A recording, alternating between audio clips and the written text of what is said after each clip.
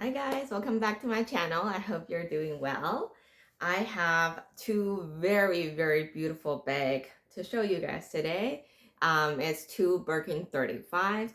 Today, as the title stated, I want to discuss a little bit about whether I think Birkin bags are worth the money, whether everyone should, any designer lovers should be attempting to have them in their collection, and I'm using these as my props for today's video, and I'll discuss a little bit about the bags as well because they're truly very unique, special vintage bags.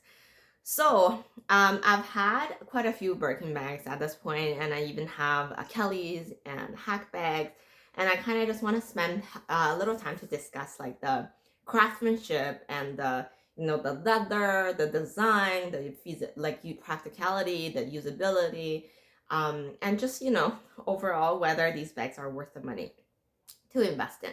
So as you know, Hermes, if you're a luxury lover, you probably know Hermes bags would be the top layered, like top most kind of the holy grail bags in the designer bag world.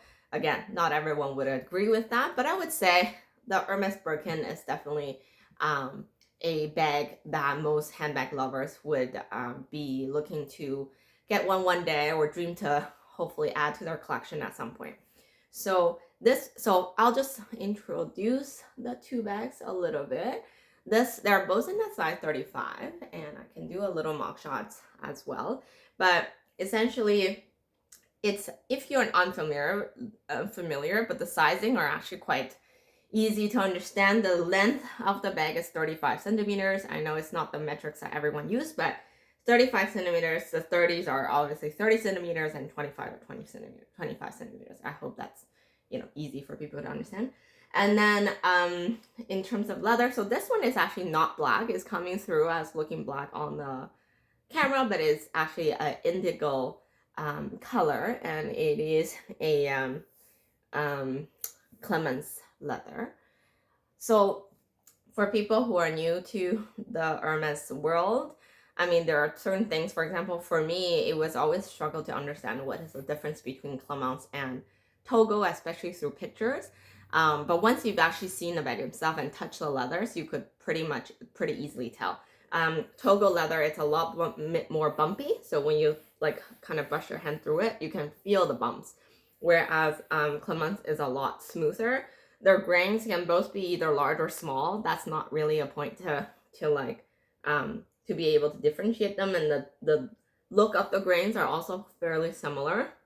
So on a picture, I think what you can tell is when they do a reflection, you can actually see the little grains and the little bumps for the Togo leather.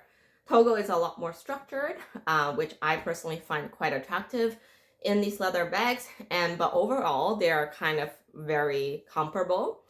And if in my opinion, you could definitely, if you can find a very good condition Clemence bag just like this one, I don't think there's any reason to not consider it, because the leather is just as good, and you can probably save a few $100 on top, or maybe $1,000 on top of it, because Togo is there's a lot more demand for it.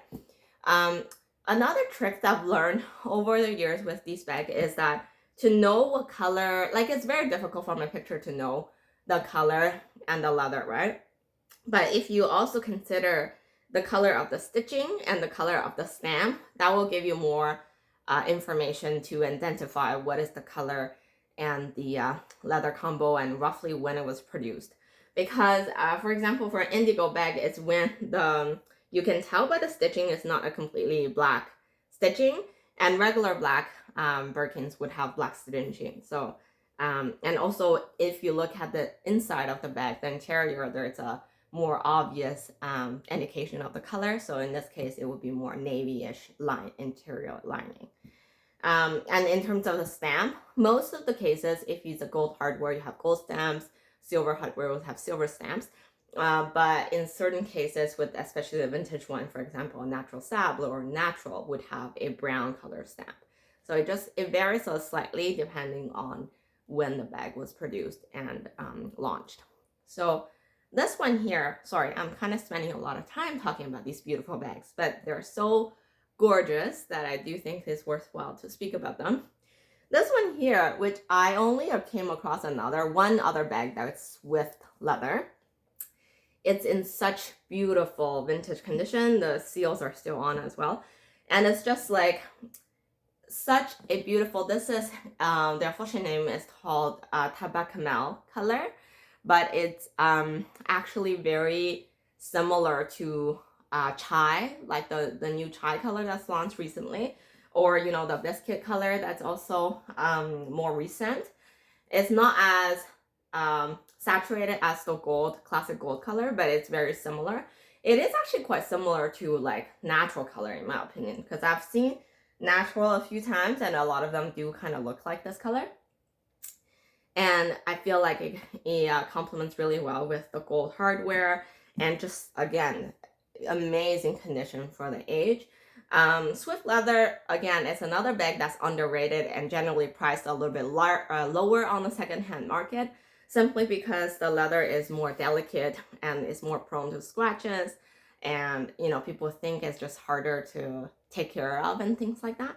But again, I've seen so many bags, especially vintage ones, in the last little while.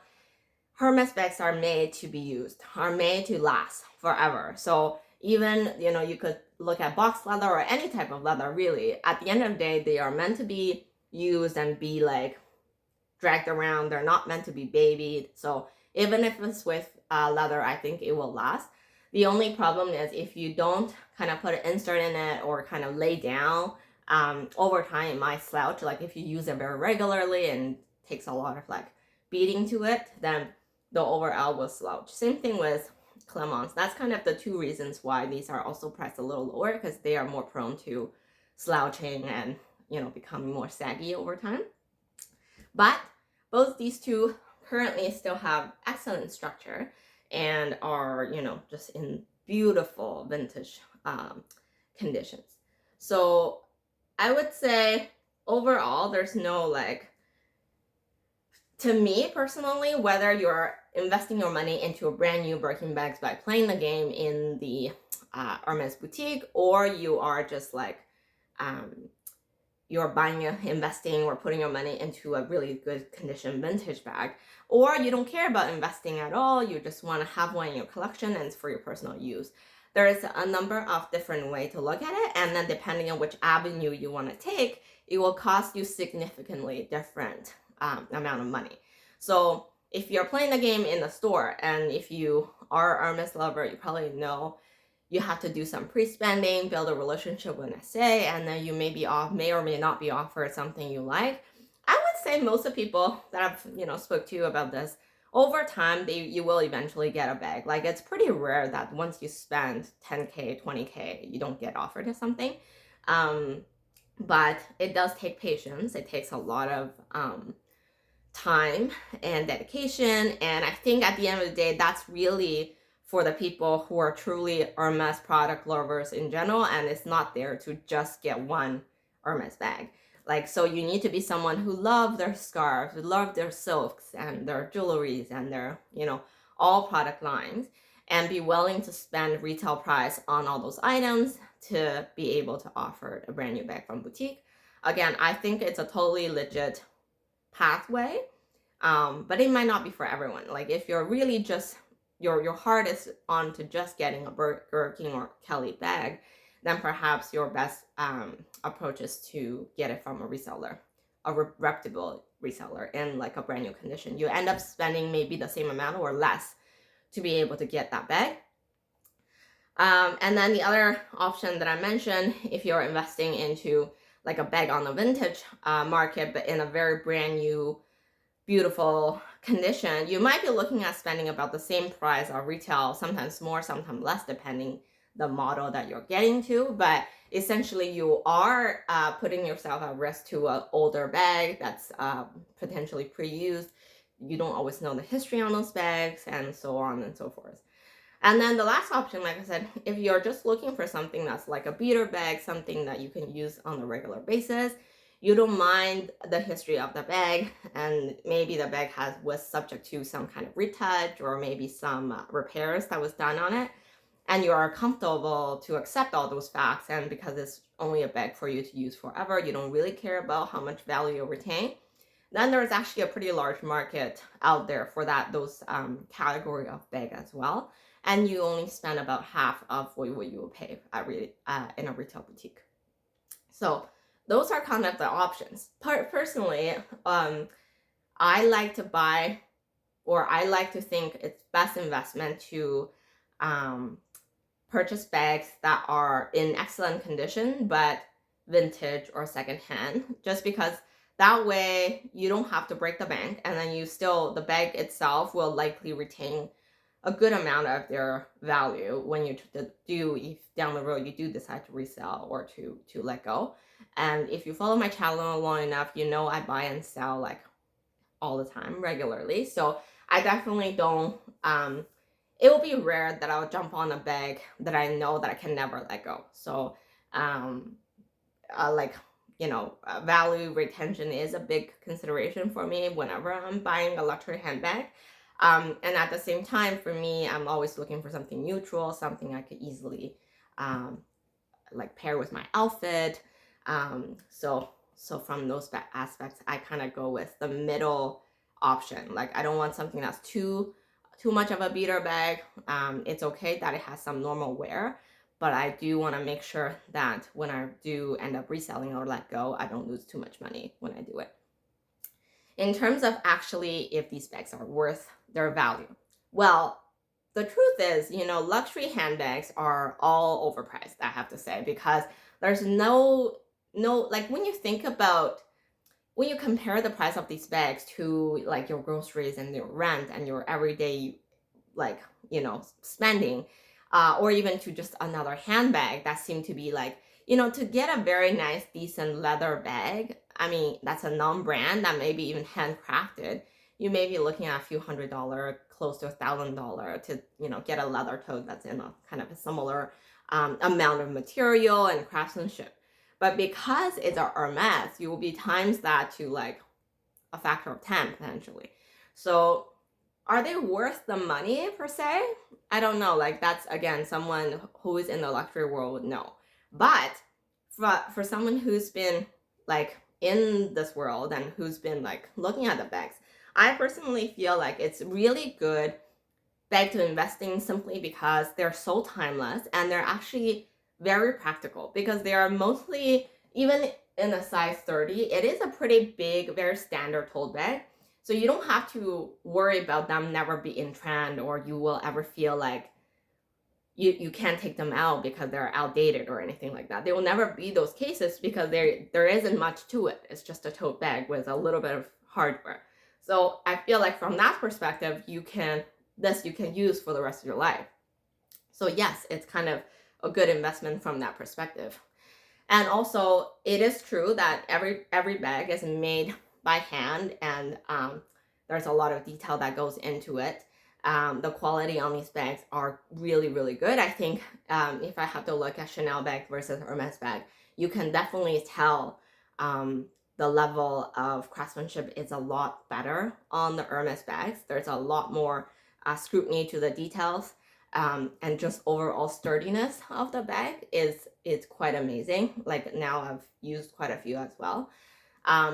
So I think personally it's easy to pair with any outfit. Like, a black Birkin bag, you can't not go wrong with it. You could just basically use it for any type of occasion.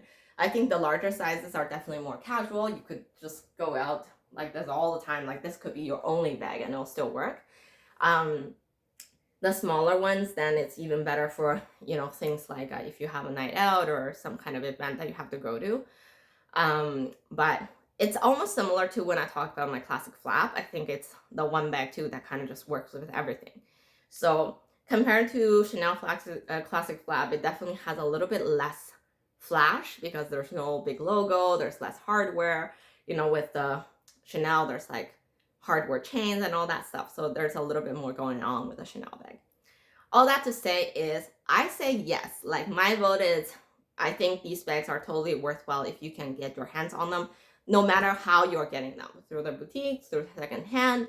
If you do have amount to spend, instead of buying like, you know, a little Chanel bag here, a seasonal bag there, some Gucci bags, some Dior bags, you know, honestly, it doesn't take a lot to add up to one Birkin bag. So definitely if you do have that plan of eventually get one for your collection, look into it. It's not impossible. At one point when I started this journey, I thought I would never be able to get a Birkin or Kelly bag in my collection, but now you know, if you scroll through my video, you can see I actually have quite a few now that I've either got for myself or that I've come across over time. So definitely possible, and definitely something I feel like if you're a true luxury handbag lover, something you can strive for.